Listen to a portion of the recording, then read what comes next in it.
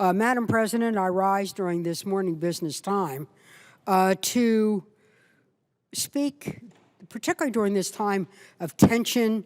We're looking at the fiscal cliff, to really use a few minutes to pay a tribute to two wonderful, outstanding senators who will be leaving us at the end of this term that I have served with.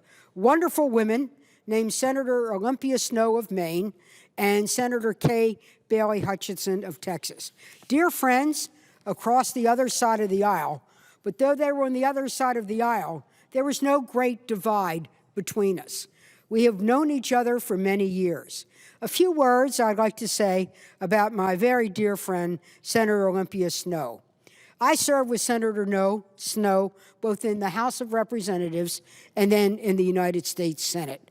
Wow, what an outstanding senator and congressperson she has been. And I know we will continue to see Senator Snowe in some type of role in public service, because that's just the kind of person she is. She is deeply, in her DNA, a public servant. Senator Snowe has served her state of Maine and our nation so well. She's one of our most respected members of Congress, known for her civility, her sensibility, her mastery of the substances of the issues. And I might add, she brings that New England sense of a more frugal government, but at the same time, it shows that you can do it in a compassionate, smart way. I know her as a cherished friend and a dear colleague and a crucial partner on so many issues. As I said, we served in the House and the Senate together. We have worked on those issues I talk about, the macro issues and the macaroni and cheese issues. We fought for a better economy, particularly in the area of small business, a safer country as we worked on the Intelligence Committee together, and a more efficient government. And also, we worked together on many issues pertaining women. In the area of small business, she is currently the ranking member on the Small Business Committee with our other colleague, Senator Mary Landrieu. She knows the backbone that Maine's economy is small business, and she also knows it's the backbone of the American economy. I've watched her day in and day out being concerned about her fishermen who are out there working in the cold waters off of George's Bank for lobsters, to the small shop owner on Main Street, from the potato fields and lumber yards to LL Bean. Olympia Snowe has stood up for them, but also for the big issues in terms of jobs in the Bath shipyard. In national security, we have worked together to look out for our troops here and to protect our communities from predators over there. She's been steadfast and true. It's a committee that meets often behind closed doors, but I will tell you, there is a senator that looks out for the safety of the American people. One of the areas that I've had the closest work with her is in the area of women's health. You might be interested to know that Senator Snowe and I received the Good Housekeeping Award for outstanding achievement at what we did to advance the cause of finding a cure for breast cancer. Now, when I called my sister and told her I was getting a Good Housekeeping Award, she thought it was the funniest thing she'd ever heard. When I told her I was getting it with Olympia Snowe, she knew it had credibility. I say that because what we did in working together was in medical research and in clinical trials. You might be interested to know that when I came to the Senate, and was the only other woman with Senator Nancy Kassebaum, another wonderful person from across the aisle. Women were not included in the protocols at NIH. Can you believe that? That famous study, take an aspirin a day, keep a heart attack away, was done on 10,000 male medical students. Not one woman was there. They regarded including women in research that would present deviant results. We were known as the deviant results.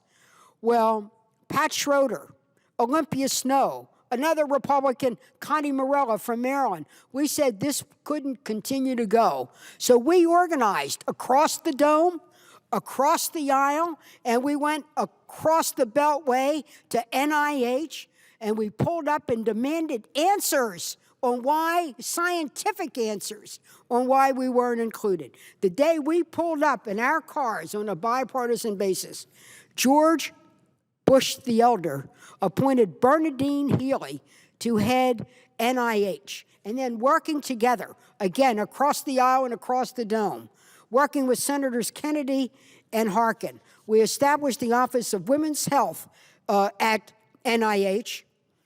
The famous hormonal replacement therapy study was done. It resulted in massive change in the way doctors treated women, and it has reduced breast cancer rates 15%. So I say to all, when you ask what did Olympia Snowe did, she would say, I worked on a bipartisan basis. And because of what she did, we all did working together, men and women, House and Senate. We have saved lives of women 1 million at a time. I think that's a pretty terrific accomplishment. And no matter what Senator Snowe does, she can cherish in her heart that she did that. But while we were busy doing the big picture, she helped me with an individual picture. We went to the refugee camps of Cambodia together, along with the congresswomen. It was when the killing fields were at the highest. We saw the horrible consequences of war. We worked together to feed the children. And care for the children. I met a young girl in a refugee camp in the Catholic Relief Feeding Camp. Working with Senator Snowe, we brought that little girl to the United States of America. She's alive here today, married and living and an American citizen. So what did Olympia Snowe do? She saved jobs and she saved lives. And I'm proud to work with her, and we're going to miss her. And then there's my good friend, Kay Bailey Hutchison, who's just come to the floor. And I'm glad she's going to be here to hear what I've got to say about her. I hold her in such enormous high esteem. Now, Senator Kay Bailey Hutchison is known for her competence, her strong character, and being an outstanding champion for Texas, an advocate for women, and a real patriot dedicated to serving our nation. I, too, know her as a dear friend, someone deeply committed to creating that zone of civility among the women of the Senate. When Senator Hutchison arrived in the Senate in 1983, there were prickly politics beginning to emerge. She'd come from the Texas legislature and knew the dynamics of a rough-and-tumble legislative body.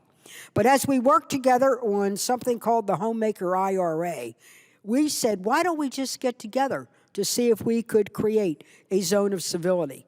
That's when we brought the women together for those monthly dinners. Rules were no staff, no leaks, no memos.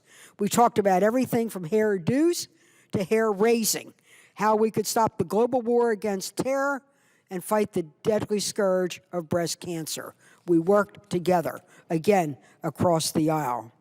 In 1992, we also worked to hold these power workshops to make sure that every woman could know how to get started in the Senate, and we worked together on that.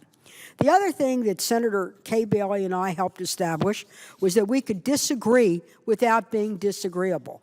We, the women of the Senate, do not have a caucus because we represent states. That's what the Constitution says is our job.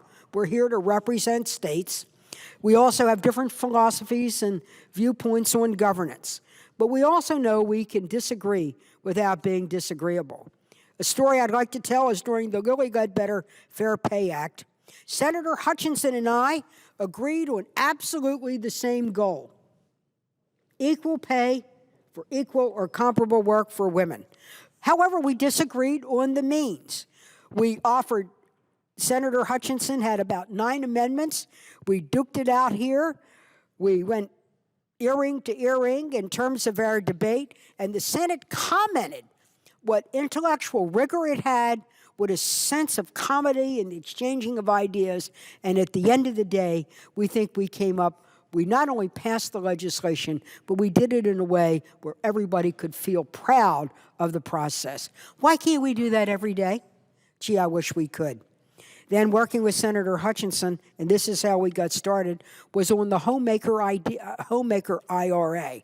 This was Senator Hutchison's idea. She came to me, and she said, you know, Senator Barb, there are stay-at-home moms They are limited to only $500 to what they can contribute to an IRA. And if they have the money and if they have both the will and the wallet, we should give them the same tax opportunities as if they were working in the marketplace, because the work at home should be valued as well. And absolutely, we changed that legislation.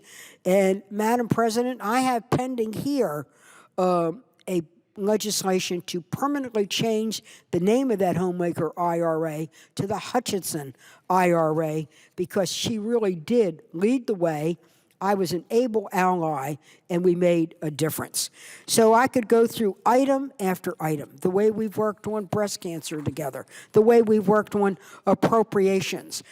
She was my ranking member on commerce, justice, and science. We've worked together on the space program. We've worked together to keep our areas safe. From the start, we shared a personal commitment that technology and space could help America remain exceptional. A belief in supporting the research and science leading to new ideas that would be not only new areas that we would explore, but new technologies for new products and new jobs. Yes, I visited down at Mission Control, and I've been there during the great research that we were able to see being done in that area. She too, remember, the home of the Komen Foundation is in Texas. But it is not. Senator Hutchison was very clear that she wanted to be sure that she too was an advocate for women's health. We worked together on mammogram quality standards. Madam President, were you aware that in the early days, and I know sometimes we sound like we built the pyramids together when I tell these stories, it is both ancient history and a recent reality.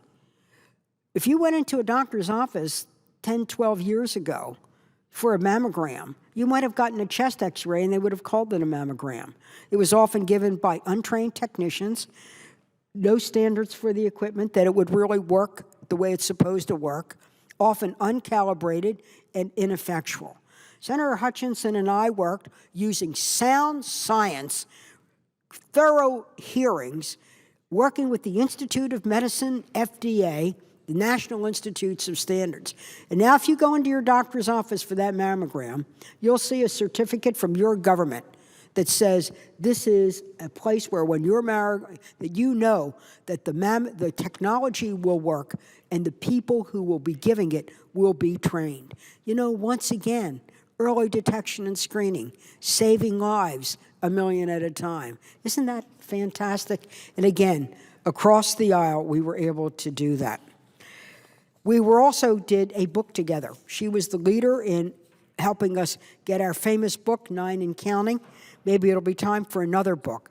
But when the chapter of the history of the Senate is written, we want to be sure that the chapter really includes a big statement to the work of Senator Kay Bailey Hutchison. You know, again, in this institution, it is the personal relationships built often on policy. I went to Texas to tour the space program with Senator Hutchison. That's where we heard about the National Space Biomedical Research Institute at Baylor. I was there, I met Senator Hutchison's brother, who faced the same blood cancer disease that Geraldine Ferrero faced. Jerry and her brother became fast friends. So Kay and Barb teamed up, and again, we pushed research at NIH. There, you know, cancer knows no party. It knows no zip code. It knows no ideology. But it knows that we need to work together to be able to do it.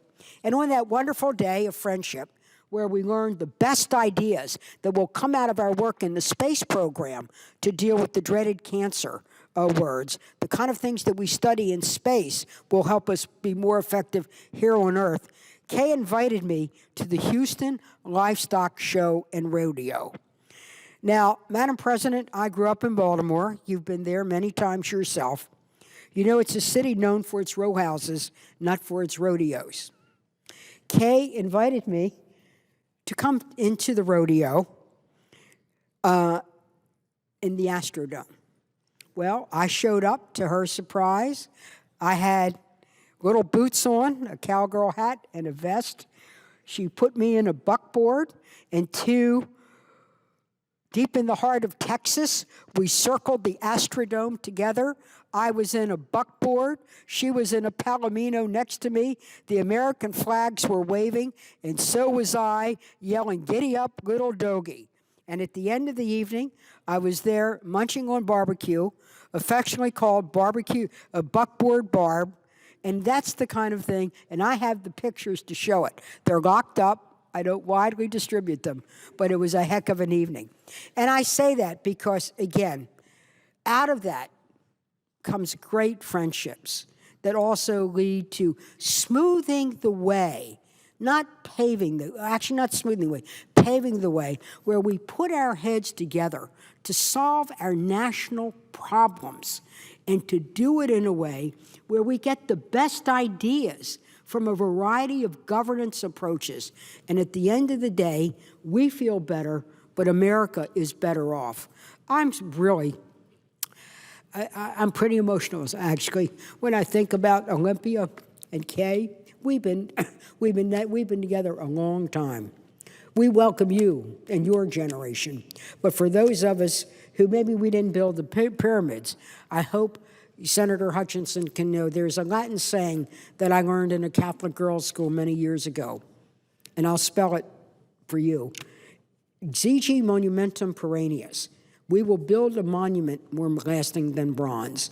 And when Senator Hutchison returns to Texas, but again to find a new way to serve the people of this country, she knows that here in this institution, along with Senator Olympia Snowe, they built monuments far lasting than any statues or any made of bronze. They've made a difference in the lives of people, and they've done it in a way that they can be proud of and we can all be grateful for. Madam President, I yield the floor.